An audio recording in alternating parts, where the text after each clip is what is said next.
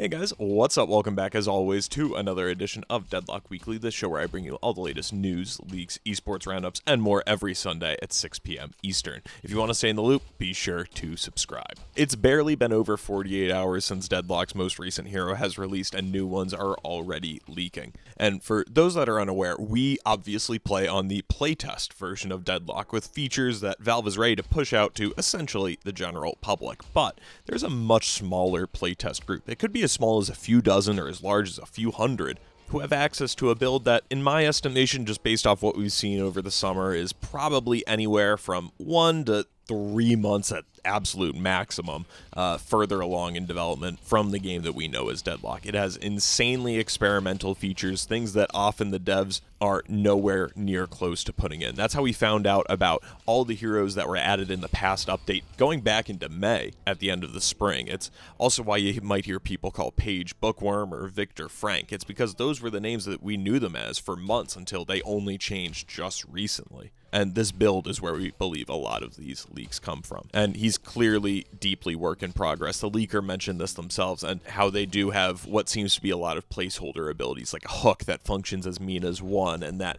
he has a high damage skill shot, or that his ult is a ghost ship and it fires cannons down from the sky onto the map below. All this stuff is stuff that can change, especially when they're clearly so early in development. We have no clue if Pirate's even going to make it into the game. Nonetheless, what his ult will actually wind up going on to be, it's all up for change. And I just realized I didn't put in my script a section about this, but obviously the screenshot is very low resolution, but this has kind of been a theme for Deadlock leaks recently, so we talked about it when they first started coming out like this, why this might be the case, but I wouldn't be too off put that it's a very clearly pixelated screenshot when you take into account the other information that we have. But one thing about this leak, guys, that I honestly find way more interesting than the hero is that there could be a new objective. I spotted this little like orange goldish arrow, which is something we're missing in our game. Obviously, a lot of people have speculated about a neutral objective in the game and how it makes sense for them to actually add one at some point, and so perhaps this is that. I also think it could just be a new icon for bridge buffs though, and that they could be getting moved slightly, but we have no real way of knowing until we get some more info. But honestly, I find that way more interesting than the new hero. What do you guys find more interesting in this leak? And then guys, we did have a flurry of patches this week, obviously starting with the continuation of the hero releases, and we'll talk more about the hero releases in a minute, but packaged into those hero releases were some really interesting changes to the subway and some really fantastic UI changes to the fonts or the hero feedback that really adds that character that we're seeing take shape into Deadlock into the UI. Just a really strong continuation of that theme. And then when we get to the heroes that actually got added, as it comes to Paige, I think she's really cool, but so far, I found her a little bit awkward. I think this is one where the meta kind of needs to shake out a bit. People need to actually learn her, but I struggle to really see her making an impact on games beyond a 5 or more KD. I think once it's a little bit of a less hot commodity, you'll see her get more support builds, but I've just seen so many people still trying to do like spirit damage builds with her. And so I'm looking forward to the more support main people getting a hand on. That's what she said.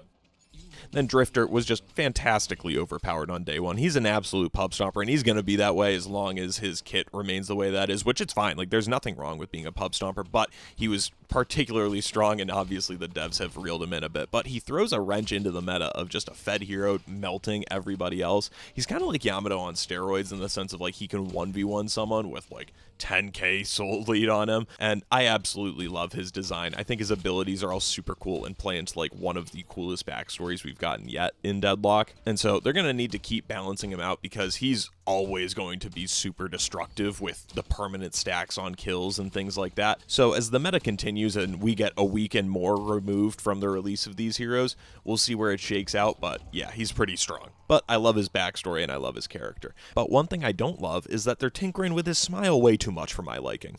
They've gone back and forth a couple of times, and I mean, you had it right the first time, I think. And then Victor made Drifter look like a coughing baby on night one in the first few hours after their release. Victor opened with a nearly 70% win rate on Friday night before his nerfs, which prompted the first round of nerfs to both him and Drifter. But Victor did get nerfed a couple more times Friday night. With all that being said, though, again, I love him, and I love all these heroes. I think they were just exactly what Deadlock needed, and I think the fact that people just haven't adjusted to the new hero that has a new game-changing ult, but, I mean, I played it on night 1, you can't kill me, was an absolute understatement, and not to mention that his gun is good, too. And just as a plus, they did put the zipline meme of the passed out guy on the ride, so props to Valve there. They're just cooking so hard, man. This game is 10 times better, and maybe not 10 times, but this game is so much better than it was like 3 weeks ago. It's insane.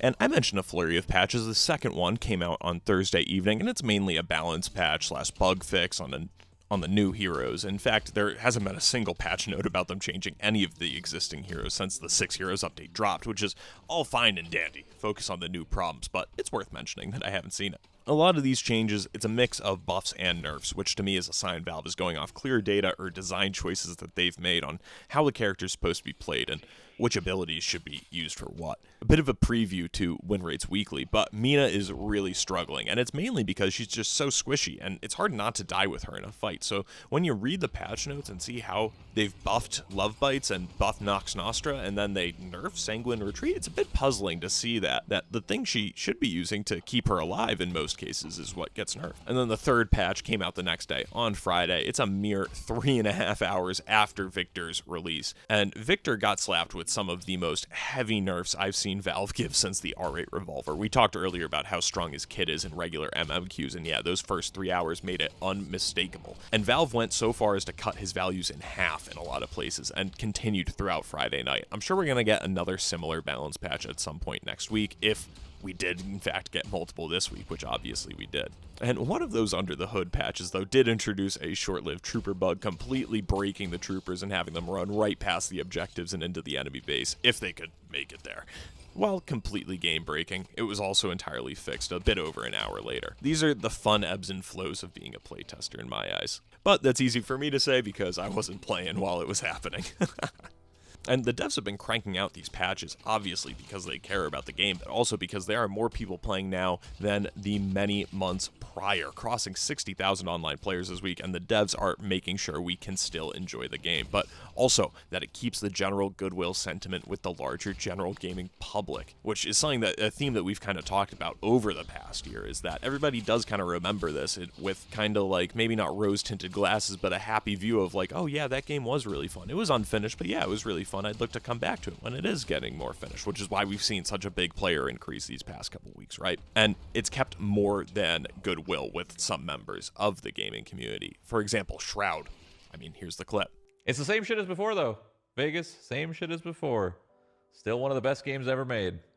Just a matter of time. And XQC in a much longer clip called it overwhelming, which, I mean, yeah, but you're probably just not going to like MOBAs, really, right? So what can you say? And I do want to mention one thing to validate some people, but also make an important point. Yes, the matchmaking sucks. If you go on StatLocker, you look at your recent games, if you've been in the mid-ranks like me playing with your buddies, you know that A, the average match rank fluctuates from match to match, and B, if you look on StatLocker, the ranks of players in the match can literally go from Initiate to Oracle in one lobby. It's so bad, it's past the point of caring about unless you're in higher Oracle or better and you're above all the new and returning players. I'm kind of back to the try everything, have fun, while just kind of trying to laser in on what I specifically can do better. How can I counter a feeding teammate? What can I do when the enemy haze is fed already? Those types of questions. Then there was one other leak that I want to mention this week, guys. Some stuff from Gabe Follower, or really, you know, some screenshots that Gabe Follower published this week implies a progression is going to be added in the game in one form or another, just some lines of code. And we've seen leaks about character levels before, and even in the game now, there's a placeholder where it just randomly says, like, a character level. And yeah, I'd be hooked to this game if I literally just got to level up characters. Let me watch the number go up. Valve, please put XP in this game. Please put XP in this game. Please put XP. Then guys, unfortunately, Virtus Pro announced that they are following OneWin's lead and cutting their Deadlock roster and leaving the esport. They cited a lack of clarity for the future of the game, but they didn't rule out a return, which obviously sounds like they will be back, you know, once things kind of get spun up again. But I would want to say, like, what did you think that the game state would be like 6 months after you sign the roster to get involved in the first place? Like, great that you got involved, but it sucks that you pull out just because you only want to be here when it's hot. But, I mean, you can't blame them for doing business. That's business. It's what you got to do to keep the lights on. And MikaelS, nearly in conjunction, also announced he'll be stepping away from content creation with no real plans to return, along with the pro scene, obviously, saying in his statement, "I'm just letting you know I don't intend to play full-time for the foreseeable future. I started university, and that will take a lot of time away. I still think I'll enjoy gaming as a hobby, but I'm not sure about streaming and content creation. I recently played a bunch of games on my alt, and I like the patch, but that might only last so long, and I don't want to lock myself again into playing just for a potential career or money. I might come back later if I get into a new routine that fits both school and streaming, but that will likely be at least many months away." And yeah, it just plain sucks with so much energy behind Deadlock again the past couple weeks to lose VP the org and one of our best community members. But I don't know, I absolutely cannot fault MikaelS for choosing school over the game. And based on the way it sounds there, it maybe sounds like he started to lose the love for Deadlock a little bit. So yeah, I certainly can't blame him for focusing more on school. A much more mature decision than I would have made at that age. And then guys, as we get into Winrates Weekly, the new heroes, they are the highlight, which is another thing to note. Pick rates are entirely out of whack for these new heroes. In a couple of months, none of them are still going to have a 90% pick rate, which is why I think Mina in particular is doing so poorly. So many of these new heroes do serve as counters to her, whether that be Frank, Drifter, or Billy. So I think that there's going to be some adjustment at these as these heroes kind of get picked less over time. But if we're talking about what we have this week, actually Drifter and Victor are the focus. And yeah, these guys lend themselves to being a wrench in uncoordinated play. These guys are a problem for everyone right now, but honestly, I suspect they'll be menaces in lower ranks for as long as Deadlock servers are operational. You can already see that folks in my games are focusing stuns on Victor, or games where Drifter is popping off, just staying with a buddy. These unique characters require unique counterplay to a level that just isn't going to happen in lower ranks, and that's why certain heroes like Haze and now Victor and Drifter are going to be able to run amok in those ranks. And I do think it's really funny. If you go back to the past couple of Winrates Weekly, these sections prior to the update, we talked a lot about the strength of split push characters, the gun characters like Viper or Wraith, or even someone like Mina who's properly at the bottom of the barrel. They just are not having the same effect anymore. But yeah, Mina needs help though. She's even nearing a win rate in the 30%, which is, I think, pretty unprecedented for Deadlock. Definitely unprecedented for the Winrates Weekly era. But if they want to keep her character identity intact without her being just a complete weight to every team she's on, they either need to give her slightly more health or a lot of regeneration out of combat, or have her do more damage. It's really tough to balance a glass cannon hero like this, especially when so many of these new heroes in so many games currently are real close range direct counters to her. So I suspect things will get a little bit better once Billy, Frank, Drifter, etc. aren't in every single game, but 40% is some red alarms start going off at certain points. Then guys, as we get into our tournament roundup, Deadlock Night Shift is sponsored by Intel once again. Absolutely fantastic, and just a sign in their belief in the game, but also just huge props to the Night Shift folks for being able to secure that sponsorship again. That's awesome. And in the EU, we'll start off Buff Enjoyers, which is now the liberated roster of Virtus Pro, has returned, and they handled Abrahams, but not without difficulty. Map 1 in particular, I think, was the longest Night Shift match in ages. It lasted over 43 minutes, which is damn near unforeseen in high-level games. Ultimately, Buff Enjoyers got the rejuve late, and when high-level players are that fed, they basically just dove the patron and killed it without really even fighting, just running right at the patron. No one even died in the last fight. Then on map 2 is a bit of a beatdown that just didn't show up quite as one on the stat sheet, and majorly because Zergy, who was the EU MVP this week, Buff Enjoyers wins their first Night Shift free of the VP name. Then in North America, it was more of the same as Hydra Nation shows. It's them and then everyone else below them in North America. We need Adam Silver to step in and break this team up or something for the betterment of the league. I know David Stern is spinning in his grave at the state of this quote-unquote competitive league. Then guys, the final day of the Death Slam Invitational EU playoffs are going on, so we'll go over those results and take a look at the finals next week. Then guys, let's talk some Deadlock. Our first comment comes in from Mr. Sungib this week, and he says, by the way, it's not even open beta, and those numbers can be even higher if they just do the open beta at this point in time. But might be they'll do open beta if map is complete and if the characters and the jungle camp got proper models and quote-unquote fixed hero skills, balanced items, and less bugs. Basically waiting for polished looks to get an open beta. And yeah, I could not agree with you more, Mr. Sungib. The jungle thing is something that I find really interesting. I'm really curious to see what they do wind up doing with the jungles, because these little denizen guys, I don't think they're going to stay forever. They've been that way for, I think, since Neon Prime, if I'm not mistaken. I personally like really hope that like mid boss becomes like a giant rat, and like maybe everything else, you know, become like little, I don't know, like other New York things, like I don't know, maybe just other rats. But I'm kind of locked in on mid boss being a giant rat personally. And then, guys, I want to thank all the people who watched the 52 tips video that I put out earlier this week. That's the most viewed video on my channel, which is crazy.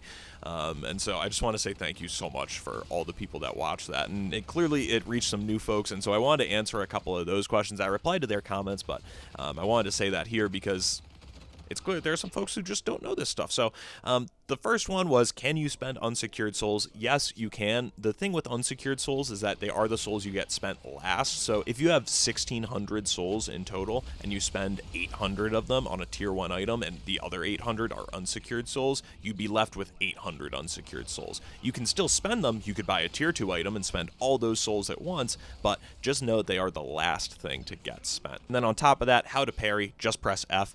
You'll see it in my gameplay all over the place, but yeah, just press F. You'll stun somebody for a real long time if you line it up with a heavy melee attack or just a melee attack. And then, guys, last one. We need to reopen the schools. The amount of people who commented on the video and said that souls do not get split evenly, they get split diminishingly from like based on how many people are in the lane. Like, number one, I said that, and number two, that's what evenly means. Evenly doesn't mean 50-50. Evenly means everybody gets the same amount. I will get my roommate on here who's a high school English teacher if you keep disagreeing with me, and we're going to have an example and we're going to fight about it. Not me and him, me and you. Me and you are going to fight about it. They need to reopen the schools and get you people an English textbook. But guys, jokes aside, thank you so much for all the support on that video. I really, really do appreciate it. And I really, really appreciate all the members. Thank you guys so much for the support that you're giving me. It really means a lot. I hope everybody's having a fantastic day and you have a fantastic week. I'm definitely going to keep uploading, keep streaming this week. So yeah, guys, keep an eye out for that and I will see you again. I can't really say next weekend anymore because it's usually sooner than that. I'll see you again soon. Peace.